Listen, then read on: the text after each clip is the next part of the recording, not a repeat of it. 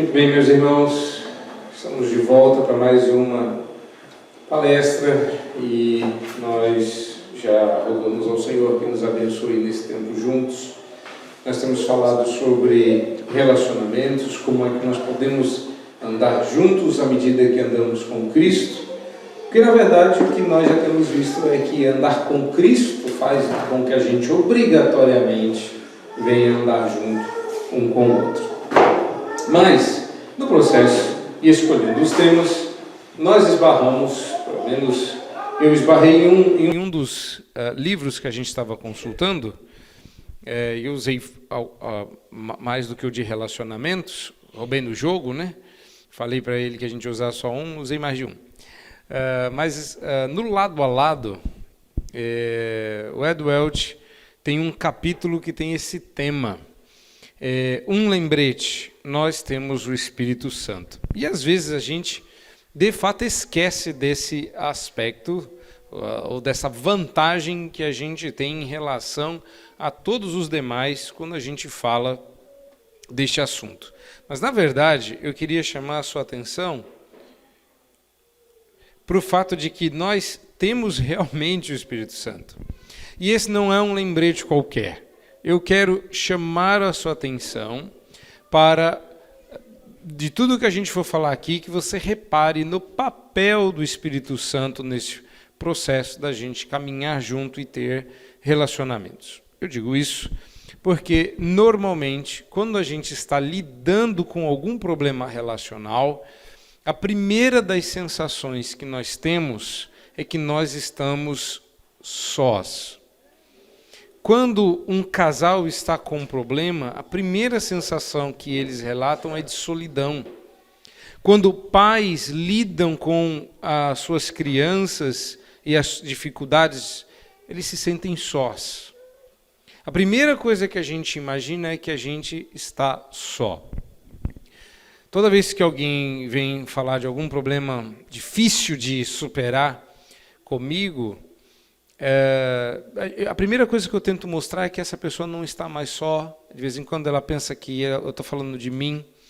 Eu tento apontar para o Espírito Santo. Já falei isso para vocês aqui, mas eu acho que é importante a gente enfatizar porque nós não lidamos com o Espírito Santo da maneira correta. Quando a gente vai falar sobre a importância do Espírito Santo nos relacionamentos, nós instrumentalizamos demais a questão ou apelamos para um milagre, como se o Espírito Santo fosse resolver a questão. Do tipo, eu tenho um problema, se eu orar e o Espírito Santo agir, ele vai resolver o problema. É mais ou menos assim que a gente pensa que é o papel do Espírito Santo.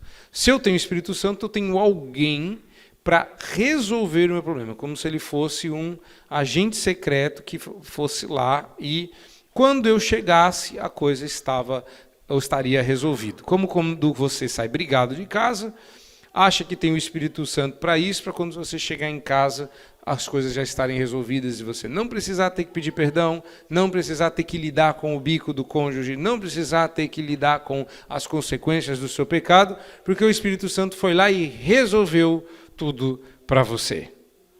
A gente pensa que geralmente é assim. Eu quero que você entenda o que exatamente lembrá-los de que nós temos o Espírito Santo significa. Bom, primeira coisa é começar relembrando do que é que nós estamos, ou de quem nós estamos falando, quando nós falamos do Espírito Santo.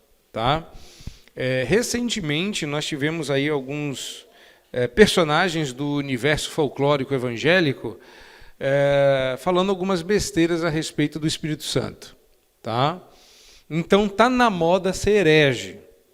Então é bom lembrar que algumas heresias dos primeiros séculos da era cristã estão voltando com força total, só que agora com uma carinha mais moderna, não é?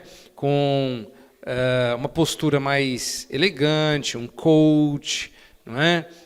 Eu tenho um pastor aí mais modernoso que já não está mais nem no eixo dos evangélicos, ele já não é mais, ele não tem uma igreja, ele não é pastor, ele é um teólogo, como ele diz. Ele tem palestras que não são bem um culto, e não é bem uma pregação, mas está todo domingo lá, e ele fala umas coisas nada a ver, geralmente para enriquecer pessoas. E não só esse, mas outros, eles têm aderido à moda da negação da Trindade.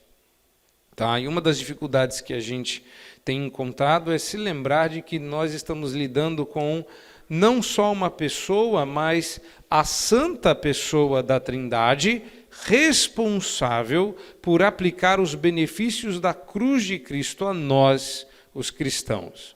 Lembrando que, tecnicamente falando, eu sei que eu me arrisco aqui, né, me aventurar na área do reverendo Ageu, mas eu vou fazer uma incursão rápida em sistemática, mas eu quero lembrá-los de que, tecnicamente falando, referir-se ao Espírito Santo como a terceira pessoa da Trindade é levemente equivocado. Porque as pessoas da Trindade não têm bem uma gradação.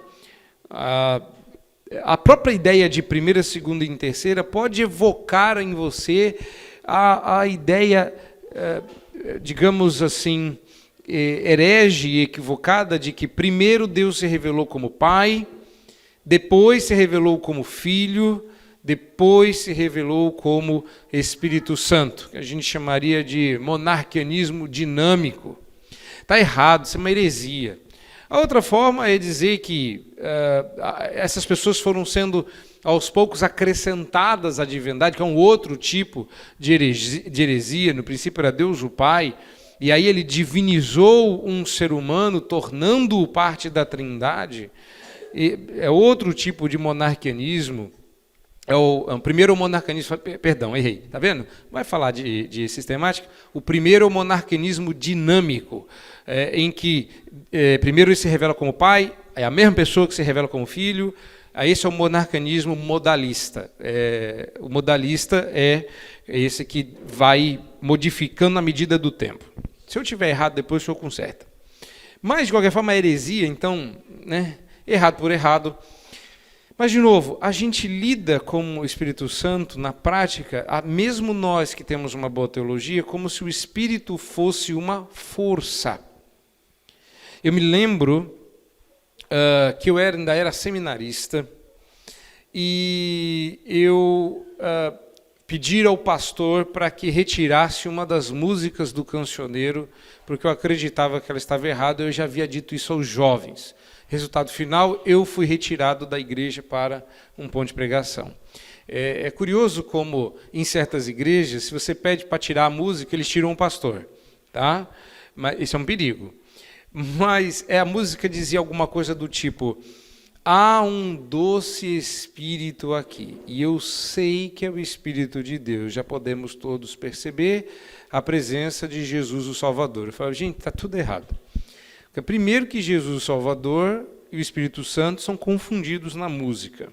A segunda coisa, e a mais grave, que se não fosse a confusão já modalista ou dinâmica, escolha a heresia que você quer pecar, há um doce Espírito aqui, é uma sensação mística.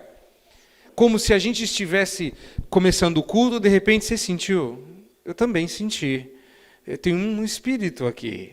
É o Espírito Santo. Esse tipo de percepção é pecaminosa, tá? Mas, por outro lado, olha só que interessante. Estava eu em uma sessão de aconselhamento e a pessoa que eu estava aconselhando era ímpia. E ela pensou que ia me fazer algum tipo de elogio e tentou dar um ganho no seu poder místico de ler a aura das pessoas. Dizia ela, eu já sabia disso, que ela tinha a capacidade de perceber a sua aura. Né? E aí, depois terminado o aconselhamento, ela falou assim, olha, sua aura é diferente. Eu já vi a aura de muita gente, mas eu não consigo discernir a sua. Aí eu falei, por quê? Falei, porque há algo muito grande atrás de você e eu não consigo enxergar o quadro inteiro. Eu falei, parabéns, você acabou de enxergar o Espírito Santo que age através de mim, mas você não viu nada demais. Era só abrir a Bíblia que a gente poderia encontrá-lo. E ela ficou muito espantada porque ela nunca tinha visto nada do tipo. Claro que eu não validei o que ela falou, depois a gente conversou sobre isso. Mas, de novo, Áurea, daqui um pouco você vai confundir a palestra com a Noite de Heróis e vai dizer que o Espírito Santo é o que e que nós temos superpoderes. De novo, nós temos sim o Espírito Santo. Mas o que isto significa? O que significa ter o Espírito Santo? É um superpoder? É uma habilidade? É algo com o que contar? É alguém? Quando a gente se refere ao Espírito Santo, de novo, estamos falando de alguém que é o responsável por aplicar a obra objetiva de Cristo subjetivamente, ou se você preferir, e eu salientei, o Espírito Santo é alguém com quem contar no aconselhamento. Quando eu leciono sobre o tema e eu digo que você nunca deve entrar em uma sala de aconselhamento desacompanhado, você sempre faz isso a 3. É sempre você, o aconselhado e o espírito. Às vezes as pessoas pensam que é um eufemismo, mas não é. Você está o tempo todo em diálogo com ele no processo. Teve muitas ocasiões em que eu sentei para conversar com as pessoas e eu quase não prestava atenção porque eu estava numa luta, tentando entender e orando. O que está acontecendo aqui? Me ajuda a entender. Esse caso está complicado. Me segura. A primeira vez que eu ouvi sobre uma pessoa que tinha... Olha, normalmente quando a gente aconselha, a gente lida com a parte ferida do processo. Eu já tinha lidado com muitas pessoas abusadas. Teve um dia que eu estava diante do abusador. Esse dia foi o dia em que eu tive que fazer 2 coisas que eu nunca tinha feito na história da minha vida. A primeira foi interromper a sessão e dizer que eu não estava conseguindo continuar. E a outra é pedir para o Espírito Santo me segurar. Foram as 2 coisas que eu me lembro que me marcaram. E é difícil porque geralmente a gente fala assim, eu tive que me segurar. Não, eu tive que apelar para o Espírito para que ele me segurasse, porque a minha vontade era avançar em cima da pessoa. Porque não é brincadeira você ouvir 40 minutos de relato de como ela abusou de alguém, ainda que arrependida. Não é fácil. Então, a gente esquece que ele é alguém e que te derruba. Ele não é frágil, fraco, etéreo. Ele é extremamente poderoso. E você conta com ele no aconselhamento. E isso faz toda a diferença. A verdade, um aconselhamento distintamente cristão conta com a presença de uma terceira pessoa presente no processo. Como eu tirei isso do livro, eu quero lembrar que quando você está em um embate relacional, digamos, tentando resolver um problema com o seu filho, ou com o seu cônjuge, ou com o irmão da igreja, ou com um patrão, ou com um colega do trabalho, você, entenda, não é que onde estiverem, eu sei disso, vamos começar corrigindo alguns textos que a gente aprendeu errado, né? Onde estiverem 2 ou 3 reunidos, ali estarei. Você aprendeu isso. O que você aprendeu de errado é que esse texto está falando de oração. Mas esse texto não está falando de oração. Ele é o final de Mateus 18. Quando esse texto diz que onde estiverem 2 ou 3 reunidos, o contexto é de disciplina. A ideia é que quando 2 ou 3 entrarem em acordo com respeito ao irmão faltoso, a vontade de Deus se manifestará no processo disciplinar, restaurando o culpado ou expulsando o impenitente. Então, não é disso que nós estamos falando. O que eu estou falando aqui é que, independente de com quem você esteja lidando, você conta com o Espírito Santo. E isso muda o jogo. Normalmente a gente pensa assim, eu não posso contar, com a presença do Espírito Santo se a outra pessoa com quem eu estou lidando não for crente. Por quê? Porque para ter a presença de Deus precisa ter 2 ou 3. Percebe o raciocínio errado? Se ele não é crente, se ela não é crente, se eu estou lidando com o meu chefe que não é crente, então eu não posso contar com o Espírito Santo no processo, na presença dele. Isso é errado. Eu cresci como... não é o caso de vocês, porque pelas contas que eu fiz aqui, o tempo que o reverendo Agil está na igreja, vocês não cresceram aprendendo errado. Mas eu cresci. Tá? A menos que você esteja na igreja há menos tempo. Mas eu cresci aprendendo o seguinte, que eu tinha que tomar o cuidado onde que eu fosse entrar. Acho que a ideia, na época, que eu ouvia isso quando era pequenininho, era para impedir que a gente desejasse ir para uma danceteria. Na época, os jovens queriam fugir da igreja para ir dançar nas danceterias. E aí ela dizia assim, a professora da escola dominical, olha bem, se o lugar onde você vai entrar, Deus pode entrar junto, que senão você entra e ele fica lá fora. E a gente achava aquilo horrível, ficava constrangido. Só que isso nunca impediu ninguém, porque isso era até bom, sabe? Que você deixava o Espírito Santo lá fora, se aprontava todas lá dentro, passava na porta, pegava o Espírito Santo e ia embora para casa. A pior coisa que eu aprendi na vida foi o contrário. Foi quando alguém disse assim, sabe qual que é a pior coisa que você faz quando você entra num lugar que você não deve? Você leva o Espírito Santo num lugar onde ele não pode estar, porque ele é puro de olhos e não pode contemplar o mal. Aquilo mudou a minha maneira de ver as coisas. Nunca mais, eu nunca tive o desejo, né? Porque vocês viram, não deu conta de descer o tobogã, que dirá dançar. Mas imagine que eu parei de ter vontade de certas coisas. Então, quando os meus, já na adolescência para a juventude, os meus colegas de escola falavam assim, olha, nós vamos sair para tal lugar, nós vamos para a balada, você não quer ir? O meu medo era levar o Espírito Santo para um lugar que ele jamais estaria por vontade própria. Porque você sabe como é ruim ir para um lugar que você foi convidado e você não queria estar? Você foi enganado, festa fantasia, onde ninguém foi fantasiado, só foi você. E aí, esse era o meu medo, o Espírito Santo virar para mim e falar assim, festão, hein, Jonas? E esse era o meu medo. A gente não lida com o Espírito Santo como se fosse alguém. Agora, vamos começar as aplicações para os nossos relacionamentos. Quando Deus nos dá uma ordem, isto não importa se é possível ou impossível. Aonde que eu quero chegar com isso? Há muitas ordens que foram dadas aqui, há muitas missões. Por exemplo, Deus manda você perdoar. E às vezes a situação é realmente difícil. Vocês ouviram dessa dificuldade. O ponto é, se é impossível perdoar, como é que eu posso fazê-lo? De manhã eu contei do caso da pessoa que está tentando perdoar o marido. Ela está definhando, há 2 anos lutando para perdoá-lo numa situação de adultério. A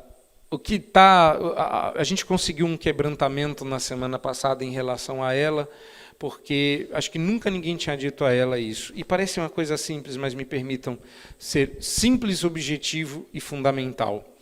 Ela estava tentando perdoar o marido com as próprias forças. Vocês não fazem ideia do peso do fardo que é tentar perdoar alguém baseado na sua própria força. E ela disse que foi libertador quando eu falei que o peso que ela estava carregando poderia ser colocado nas costas de outro. É curioso como 2 anos lutando e ela estava visivelmente desesperada. Sério, quem pode carregar esse peso para mim? Você não vai dizer que é Jesus na cruz, né? E eu falei assim, não, bobinha, é Jesus na cruz. Ela não entendeu, você falou que não ia falar, exato, o ponto é que você não está apelando para o Espírito. Ele é o único capaz de pegar esse fardo e levar para lá. Porque a aplicação subjetiva da salvação é mediada pelo Espírito. Quando Deus nos dá uma ordem, não importa se ela é ou não impossível de ser obedecida, porque Ele sempre dá junto à ordem o poder para obedecê-la. Vamos a alguns exemplos práticos. Deus vira para Moisés e fala, fale a rocha e ela vai sair água. Isso não existe. É claro que ele desobedeceu o Senhor e feriu a rocha, mas isso tinha um significado redentivo. Mas vá, por exemplo, para a beira do mar. Imagine-se como aquele povo, parte daquele povo, recém-saído do Egito, chegando às margens do Mar Morto, ou do Mar Vermelho, perdão, e Deus diz assim, diga ao povo que marche. Quer dizer, Deus quer que a gente morra afogado. E outra coisa, Deus não primeiro abriu o mar para depois fazer o povo passar. Quando Moisés apela ao Senhor, Deus não diz assim, calma Moisés, eu vou abrir o mar, deixa comigo, eu vou abrir o mar, vocês vão passar, relaxa, estava tudo no plano. Não, Senhor, eu não sei o que eu faço com esse povo, eles estão reclamando que a gente vai morrer aqui, porque não tem para onde correr. O que eu digo para eles? Resposta, diga ao povo que marche. A ordem era impossível, porque significaria que eles teriam que marchar em direção ao mar, mas na medida que eles foram dando os passos, veio um vento do Oriente e abriu o mar. O que normalmente a gente faz é que a gente ora pedindo a Deus que pavimente o caminho pelo qual nós vamos passar. Isso aplicado aos relacionamentos é muito fácil. Eu preciso de um marido mais amável para responder em amor. Enquanto meu marido não for transformado pelo Espírito Santo, eu vou continuar sendo a esposa terrível que ele merece. Eu vou perdoar na medida em que você, percebeu? A gente nunca dá o primeiro passo em marcha, porque algumas ordens soam impossíveis. Agora, da onde vem este poder? Da onde vem isso? Obviamente que nós estamos falando do Espírito Santo. Eu quero contar para vocês, isso aqui não está no livro, eu quero contar para vocês um pouco da minha experiência com Efésios 6:10, mas eu imagino que vocês saibam de cor. Se não, seria bom vocês abrirem a Bíblia lá. Daqueles textos que eu falei que vocês tinham que decorar, Efésios 6:10 é um deles. Tá? Então, decorem, porque ele é fundamental. Quanto ao mais, irmãos, sede fortalecidos no Senhor e na força do seu poder. Revesti-vos, pois, de toda... Não, esse já é outro, porque é na sequência. Porque é o texto da armadura de Deus. Revesti-vos, pois, de toda a armadura de Deus para poderes resistir no dia mau. Ótimo, mas eu tenho uma tese que tem se provado verdadeira ao longo do tempo. Pense em Efésios. Efésios é uma típica carta do apóstolo Paulo, dividida em duas partes, uma primeira mais teórico-prática e outra parte mais prático-teórica. Paulo, aliás, enche de profunda teologia a carta aos Efésios e depois ensina como colocar essa teologia em prática no finalzinho do capítulo 4 e início do capítulo 5. No capítulo 6, ele já fez a aplicação aos senhores, etc. E se você reparar, faltam poucos versículos para acabar a carta aos Efésios. Isso é o final do finalzinho. A minha tese, não é essa tese que eu vou falar agora, tem duas teses. Então, a primeira tese é que Paulo percebeu que estava acabando o papel. E ele não teria mais como escrever muita coisa. Então ele calculou e falou, bom, eu tenho um espaço que eu não vou conseguir me despedir se eu continuar escrevendo, e eu tenho pouco espaço. E agora o que eu faço? Sei lá, poderia ter arrumado mais papel, mas acabou ali. Então ele resolveu dar uma ordem genérica e geral o suficiente que servisse para tudo aquilo que ele não falou. Então ele foi bem específico antes. Com respeito ao marido, com respeito à esposa, com respeito aos filhos, com respeito aos servos e com respeito aos senhores. A pergunta é, o que ele poderia dizer que servisse a todo o resto, todas as outras situações da vida que não foram previstas por esses versículos? E eu gosto dessa expressão, quanto ao mais. Ou seja, a carta está acabando. Paulo, você ainda não chegou no meu problema. Quando vai chegar a minha vez? E aí Paulo falou assim, olha, não tenho mais tempo, não tenho mais papel, deixa eu falar alguma coisa que vai servir para todo mundo. Quanto ao mais, e aí ele dá para nós, sede fortalecidos no Senhor e na força do seu poder. O seu problema é que você está se relacionando com base na força do seu braço. O seu problema é que você está tentando fazer o seu relacionamento funcionar com base na sua paciência, no seu amor, nas suas forças, e não está apelando para ele. Gente, não é tão simples quanto parece. Eu pego muita gente com dificuldade de pedir ajuda ao Espírito Santo. Há uma regra que eu vou contar para vocês, que não é bom eu ficar contando para todo mundo não, que se me aconselhar meu assistir isso aí, ele vai saber o que eu escrevo nas minhas anotações. Mas quando chega alguém no aconselhamento, eu pergunto, eu tenho algumas perguntas chaves, e uma delas é, o que é que você tem feito a respeito deste problema? E se ela responde, eu tenho orado, eu anoto, não tem feito nada. Que isso, pastor? Mas orar é... Não, você não entendeu. Normalmente, quem chega dizendo que está orando pelo problema é porque não está fazendo nada. Porque é diferente você orar pedindo forças para fazer. Eu percebo na resposta se a pessoa está realmente buscando ajuda ou se ela está apenas encomendando o problema para Deus, passando o pecado pré-datado. Deus, estou pecando aqui, o Senhor conserta lá na frente. Não. Quando a gente apela para o Espírito Santo, a gente está apelando para a força que me permite perdoar mais um dia, permanecer mais um dia, lutar mais um dia. E se está difícil, é justamente porque chegou ao final das suas forças. Se a ordem for para fazer algo além das suas forças, é porque Deus quer que você chegue ao limite das suas forças para começar a apelar para a força do seu poder. Quanto ao mais, irmãos, sede fortalecidos no Senhor e na força do seu poder, revestivos de toda a armadura de Deus, para poder permanecer firmes no dia mau, e após tendo vencido tudo, permanecer inabaláveis. Revestivos, pois, de toda a armadura de Deus, tomai o capacete da salvação. Se você não sabe esse texto de cor, olha aí, porque essa é a sequência do texto. Ou seja, eu apelo ao poder do Espírito para a luta. Eu não apelo ao poder do Espírito para evitar lutar. Essa é a diferença. Então, quando a gente pensa nesse aspecto, nesse texto, eu penso nisso. Mas, como eu disse, isso tem se comprovado ao longo do tempo. Eu estava aconselhando uma senhora que estava tendo crise de pânico noturna. E ela tinha um diagnóstico, ia começar o tratamento.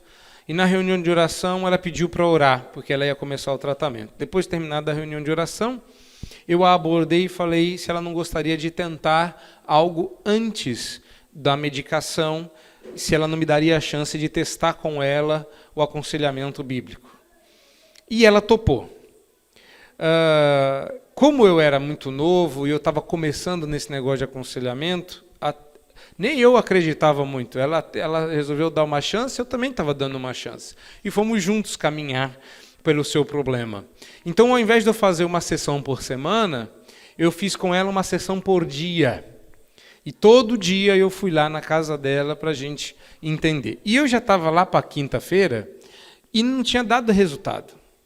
E eu tinha uma santa aposta com ela. Se depois de uma semana não desse resultado, eu ia dobrar a meta. Porque eu não queria que ela tomasse remédio, mas o nosso trato é se não desse certo, ela estava liberada. E eu já estava às vésperas de pedir para ela mais uma chance, quando eu tinha me esvaziado. Eu tinha gastado tudo Ela já tinha tentado de tudo e a gente sentou naquela quinta-feira, quinta ou sexta, já não me lembro mais, vazios. Eu não tinha mais nada para dar para ela, eu já tinha feito tudo que estava ao meu alcance, pelo menos eu pensava nisso. E aí a gente sentou e falou, e agora, pastor? O que nós vamos fazer? Aí eu lembrei desse texto, eu abri com ela e falei assim, vamos, sei lá, a Bíblia diz que quanto ao mais, e eu expus essa mesma interpretação para ela. Aquela senhora saltou do sofá, falou assim, eu entendi, pastor, eu entendi. E ela começou a saltar de alegria, e ela foi embora, foi chamar a filha para contar que ela estava liberta e não sei o quê, e me deixou no sofá da sala dela sozinho lá, foi embora, me esqueceu. E não voltou, eu tive que levantar e ir embora sozinho, porque ela estava tão eufórica. 10 anos depois eu voltei lá. Eu deixei de ser pastor da igreja, voltei lá depois de 10 anos e perguntei a dona Sara como é que estavam as crises. Ela nunca mais teve uma crise de pânico. Nunca mais. Não estou dizendo que esse texto é o texto que cura a crise de pânico, mas estou dizendo que você entender que você pode apelar para alguém e que você não está só no meio da noite, muda tudo. Isso muda tudo. Paulo pretende nos mostrar nesse texto que, apesar da batalha ser dura e feroz, nós venceremos, mas não porque nós temos todo o poder. Na verdade, apesar de todo o esforço empreendido, depois que nós tivermos alcançado vitória sobre o mal, não seremos nós e nossa força que terá feito, mas o poder operante do Espírito Santo em nós. Quando você vence um problema relacional, isso não é porque você aplicou direitinho os bons preceitos que você aprendeu aqui. Não é porque você leu mais livros de aconselhamento que a outra pessoa, nem porque você é o piedoso da situação. Normalmente é porque você resolveu apelar para o Espírito Santo. Normalmente é porque você se lembrou do Senhor. Normalmente é porque você se lembrou que você não precisava passar por isso sozinho. Mais do que isso, porque depois a gente vai tornar isso, vai dar um salto para dentro do sistema. A razão pela qual a coisa tem que ser assim é para que a glória seja toda dele. Você é uma pessoa comum. Observa como o que você está lendo aqui é o contrário do que o coaching vai dizer. Eu digo que eu sou o anti-coaching. Não tem um anti-herói? Eu sou o anti-coaching. Tá? Porque as minhas palestras motivacionais são depressivas. Tem até um sticker dos jovens que eles mandam, dependendo da frase que eu solto, eles mandam uns para os outros. Obrigado pelo aconselhamento depressivo. Ao invés de aconselhamento redentivo, eles falam aconselhamento depressivo. Vamos lá. Você é uma pessoa especial. Você é uma pessoa incomum. Você é uma pessoa insubstituível. Tudo isso você ouve por aí. Sabe o que você não vai ouvir? A verdade. Você é uma pessoa comum, vive numa geração comum, não tem nada de especial nem em você, nem na sua vida, nem na sua geração. Lide com isso. E quanto mais cedo você lidar com isso, melhor. Não existe nada de especial em nós. Nossa, a sua aura é diferente. Não, querida, o que você está vendo de especial em mim é Deus. O que você está percebendo de especial em mim chama Espírito Santo. Tem nome, é alguém, e se ele não tivesse presente, você não estava vendo, era nada. Não tome a glória de Deus para si, não tente colocar a glória de Deus no seu bolso, não cabe. Então vamos lidar com a verdade. Pessoas comuns, lidando com problemas comuns, apelando a um Deus incomum. Vamos lá. Reverendo Vadislau conta uma história muito interessante de uma rua que tinha muitas igrejas. Eu já passei por isso. Quando eu pedi para mudar a música e eles me mudaram para o ponto de pregação, eu fui para um ponto de pregação que ficava numa rua que tinham 4 igrejas. Nós éramos a 5ª igreja na mesma rua. Mas tinha uma razão. A rua dividia 2 favelas. Então, não dava para fazer igreja para cima ou para baixo, senão a igreja passava a ser da facção. Então as igrejas ficavam na mesma rua. Então tinha no final da rua uma Assembleia de Deus muito grande e outras igrejas menores, e nós fazíamos parede com outra congregação pentecostal. Tem várias histórias para essa rua, mas vamos falar de outra. Naquela rua tinha uma igreja que chamava Igreja da Oração Poderosa. Nome típico, né? Não falando mal, não. Era o nome da igreja mesmo. Igreja da Oração Poderosa. Espero que ninguém tenha vindo dela. Porque, tanto faz, ela rachou. E na briga, problema de relacionamento, sabe como é que é? E quando eles tiveram um problema de relacionamento e racharam, eles abriram uma igreja, o pessoal que saiu da igreja, abriu outra igreja na mesma rua. E não é brincadeira. A segunda igreja chamava Igreja da Oração Mais Poderosa. Então tinha a Igreja da Oração Poderosa e tinha a Igreja da Oração Mais Poderosa. Então, dependendo do problema, você escolhia em qual igreja você ia, né? Se o problema fosse mais grave, você ia na oração mais poderosa. E aí o reverendo Vadislau disse assim, eu vou fazer uma congregação lá naquela rua, eu vou plantar uma igreja lá. E vai ter oração e vai ter poderosa. Eu só não sei ainda a ordem dos fatores. E a gente perguntou qual era o nome da igreja que ele ia fundar. E depois de muitos nomes interessantes que a gente deu em aula, ele falou assim que a única igreja que desempataria o jogo seria uma igreja que tivesse o nome de Igreja da Oração Fraca no Deus Poderoso. Se tem uma coisa que eu detesto nessa vida, é a tal da Bíblia da mulher que ora, porque tem o poder da mulher que ora. Gente do céu! Quem tem poder é para quem você ora. Oração forte em barco furado afunda. Oração fraca em barco inteiro leva você para o outro lado. Não é o tamanho da sua fé, é o objeto da sua fé. Você é uma pessoa comum. Isso não é uma coisa boa de ouvir, porque a gente está sendo bombardeado com a ideia que nós somos uma geração disso, uma geração daquilo, vocês são especiais. Mas a gente tem a nossa própria versão presbiteriana. É muito difícil eu vou fazer uma brincadeira ousada e eu sei que eu ainda posso apanhar até amanhã, mas eu vou me atrever. Mas entenda, eu sei, né?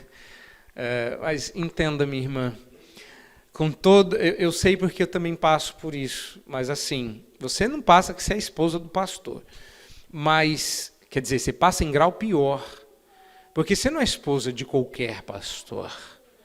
Quando juntam as esposas de pastor, eu fico imaginando que jogam um carteado, não é? Qual pastor, fulano, ciclano, ela já puxa Ageu. Acabou, irmão, não é? Uno, é isso. Porque vamos combinar, a nossa versão presbiteriana é dizer assim, eu sou presbiteriano. Isso é comum. Eu sou da Vila Guarani, já tem 2 divisas no uniforme.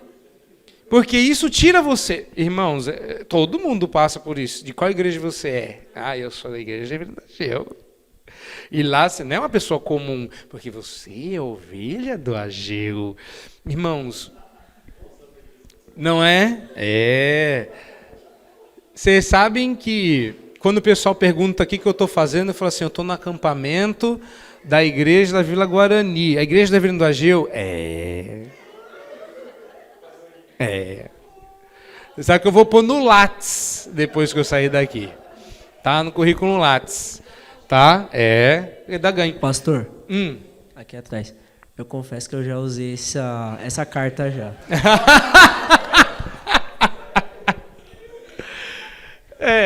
E não é? Pois é. Gritou. Mas veja bem, irmãos, eu estou dizendo isso porque a gente se acha especial. Você sabe como é frustrante? Eu estou falando isso porque já aconteceu comigo. Eu estou brincando que eu já tomei uma cartada dessa. Que a pessoa falou assim, pastor, eu não posso estar passando por um problema desse se o meu pastor é conselheiro bíblico. Mas o fato de você ser ovelha de um conselheiro bíblico isenta você de passar por problemas? Teve gente que veio para a minha igreja porque falou assim, agora nós vamos se dar bem, porque pastor é conselheiro bíblico. Ué, gente, eu não sou um totem, sabe? Levar uma foto minha, acabou. Eu já falei para algumas pessoas, nem se você me levasse para morar com você, o seu problema não ia acabar, é possível que piorasse. Tá? Porque eu não sou uma pessoa fácil de conviver, de longe todo gato é pardo. Eu estou dizendo isso porque, brincadeiras à partes ou não, a gente é colocado numa situação em que a gente pensa que a pessoa ideal seria aquele irmão piedoso. Ah, se fosse fulano aqui. E a gente se pergunta isso, a gente é treinado para fazer perguntas, o que faria fulano nesta situação? E a resposta vai ser sempre errada, porque reparem, preste atenção, naquela situação em que você está pensando o que faria fulano, fulano não está, porque está quem Deus quer que esteja. E a resposta é você. Você é a pessoa que Deus quer na situação. Como é que eu sei disso? Porque é você quem está lá.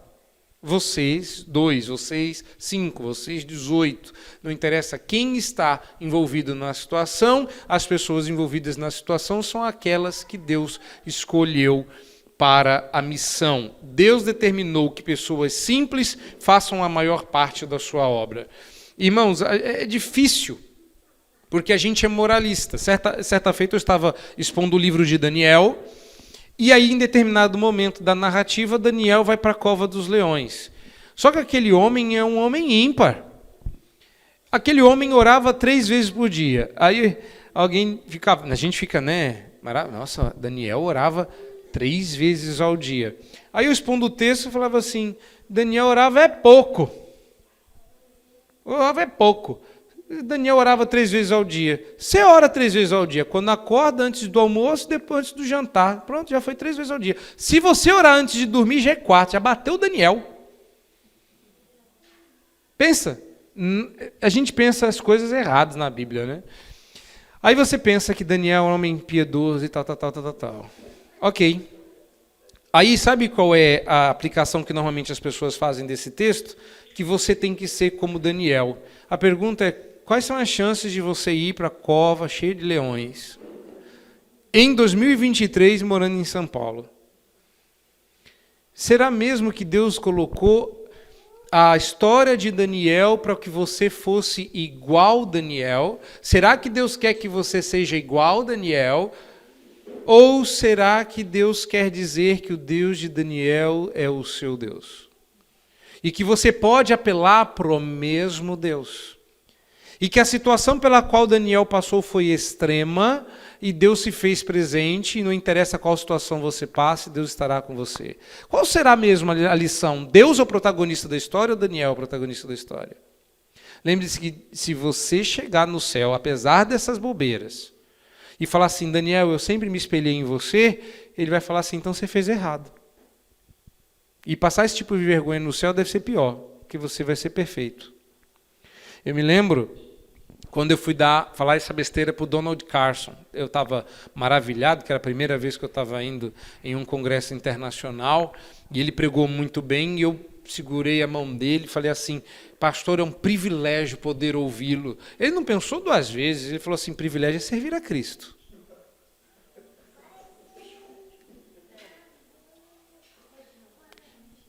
E eu falei assim, e eu que sou o presbiteriano da história. Horrível, né?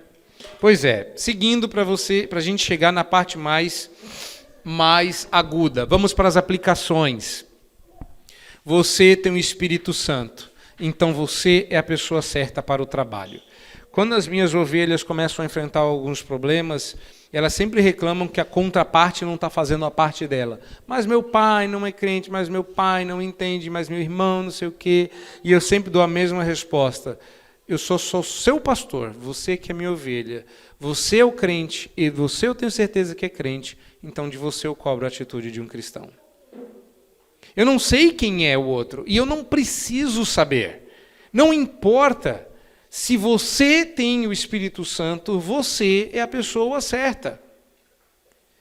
Se você está no meio de uma celeuma entre irmãos, sejam um, sejam vários. Se você está em um relacionamento, está passando por um momento difícil, porque circunstâncias difíceis acabam encontrando corações ocupados, a primeira coisa que você tem que pensar é que, apesar de você ser a pessoa errada, você é a pessoa certa. Porque você foi colocado ali, porque o Espírito Santo quer trabalhar através de você. Você é exatamente a pessoa que Deus colocou para aperfeiçoar esse relacionamento. A pergunta, então, correta é a mesma que fez. Por que eu? Está errado, obviamente, porque Moisés foi corrigido. Mas entendam, Moisés não podia questionar a sabedoria de Deus e dizer assim, eu acho que o senhor escolheu a pessoa errada, mas foi o que ele fez. Ele diz assim, olha, Senhor, a língua, eu não consigo falar. Eu não sei se Moisés era gago, se Moisés tinha a língua presa. E Moisés disse, eu tenho um problema, eu sou tímido. Tá bom, Arão fala no seu lugar. Ah, mas eu não sei o que, então você faz isso. Moisés, chega uma hora que Deus pede a paciência e fala, chega, Moisés. Chega. Desse jeito eu vou ter que escolher outro. E era isso que Moisés queria. E você acha que Moisés desistiu? Desistiu nada. Desistiu nada. Quando ele estava na montanha, ele falou de novo, Senhor, Deus, deu tudo errado.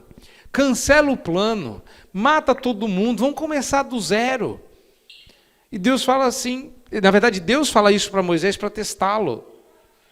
E Moisés diz assim, não, está errado, se o Senhor não me deixou lá atrás, o Senhor não pode deixar esse povo aí não.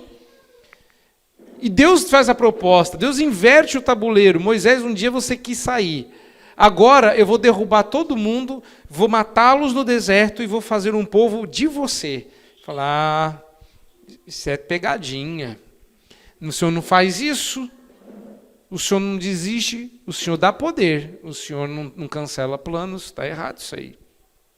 Porque normalmente é isso que a gente pensa. Como é que a gente faz isso da maneira pecaminosa? Exemplo prático. Ela será mais feliz sem mim.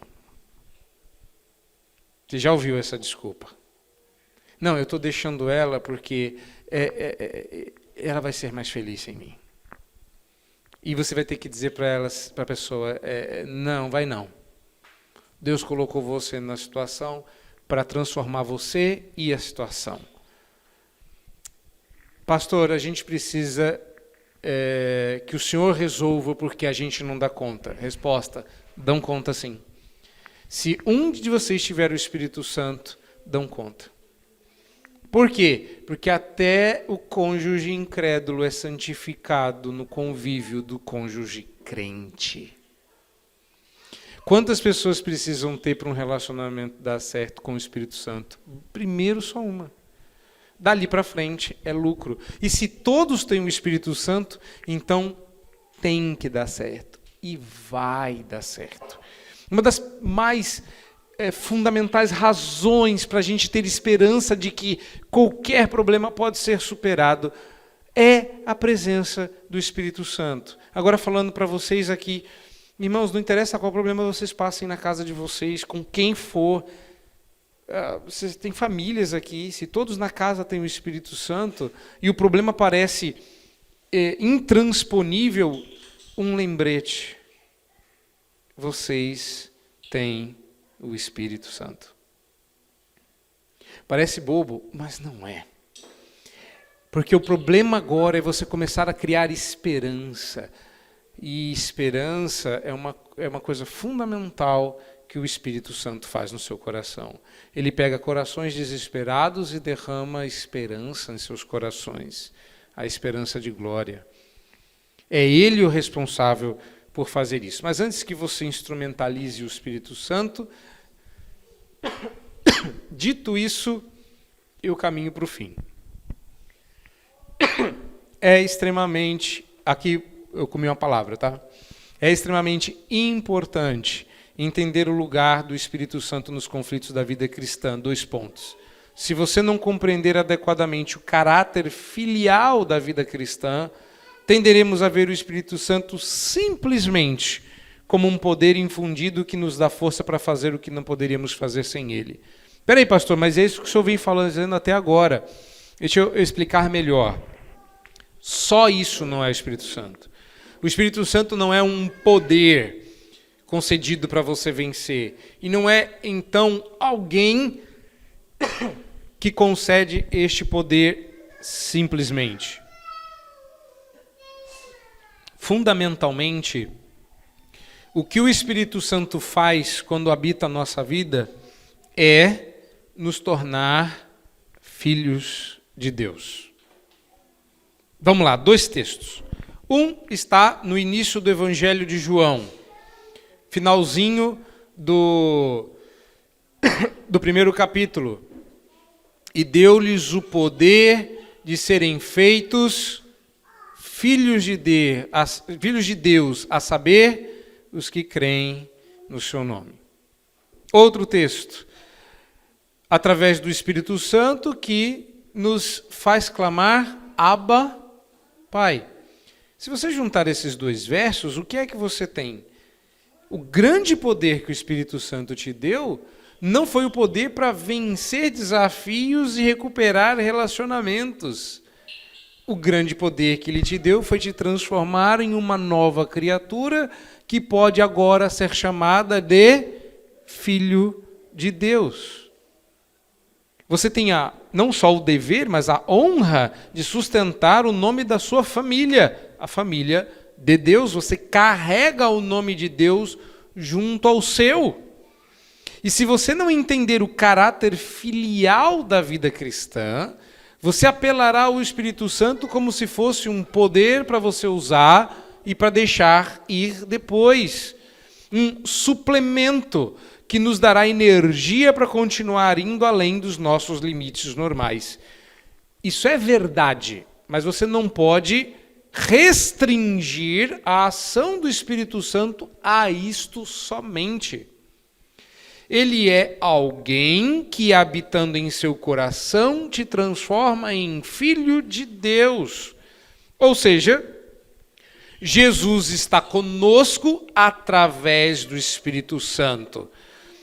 E sua sabedoria se torna nossa porque ele nos torna outras pessoas. Ou seja, se torna parte de quem somos. Reparem nisso. Não é o que temos. É a nossa identidade que está em jogo. É quem somos. E eu diria mais do que isso.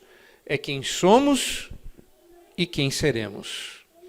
Então a tensão que experimentamos não é apenas sobre o que fazemos e o contexto no qual nós fazemos.